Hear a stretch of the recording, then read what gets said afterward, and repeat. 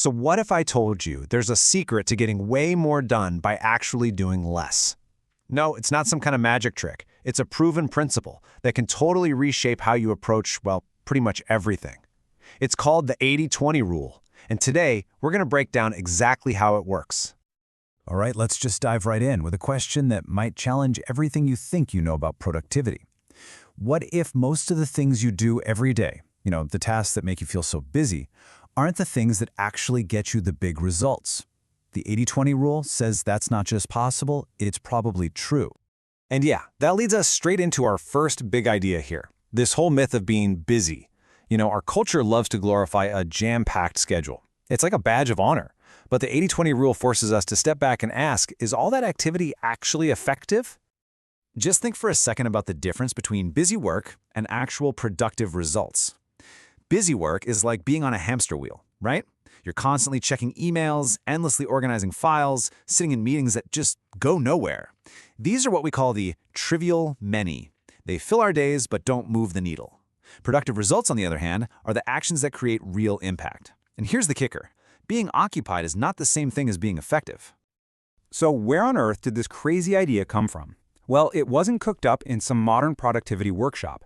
The story actually starts over 100 years ago with a really simple observation in a garden. Let me set the scene for you. It's Italy, way back at the turn of the 20th century. And our main character here is an economist, a guy named Vilfredo Pareto, who is about to stumble onto a pattern that shows up almost everywhere. So Pareto's out in his garden, just tending to his plants, when he notices something kind of weird about his pea pods. He saw that a very small number of them were just unbelievably productive, way more than all the others. Yeah, it wasn't an even split, not even close. He figured out that this tiny fraction of the pods, only about 20% of them, were giving him the huge majority of his harvest. We're talking a whopping 80% of all the peas. Now, being an economist, Pareto didn't just stop with the peas. He started looking at this pattern in other places, like wealth distribution. And guess what? He found the same thing. About 80% of the land in Italy was owned by just 20% of the people. He gave it a name, the law of the vital few. It's this idea that in almost any system, a small number of inputs are responsible for the most important outputs.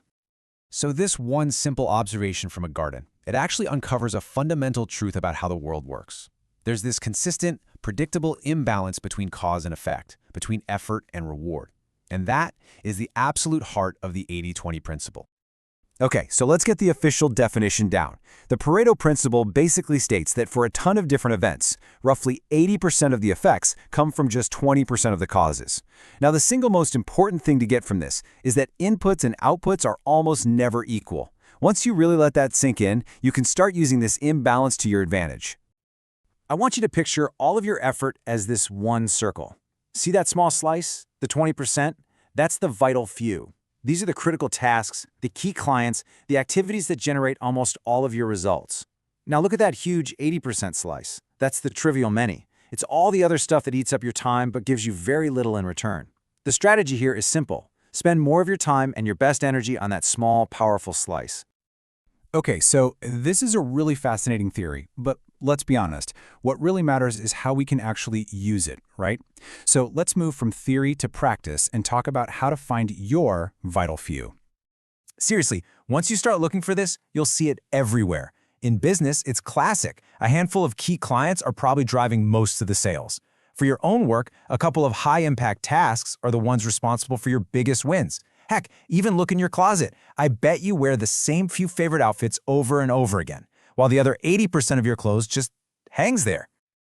So how do you find your 20%? Well, it's a pretty simple three-step process. First, you've got to get really clear on what you're trying to do. Just list out all your goals and the tasks you think you need to do to get there.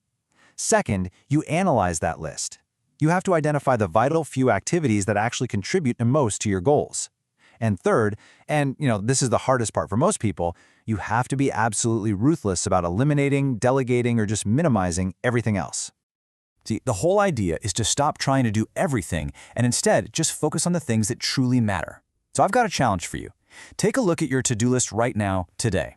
Find the one single item that will produce the biggest, most important result. Identify that one thing and do it first. Give it your best energy. That, right there, is your first step to working smarter, not harder.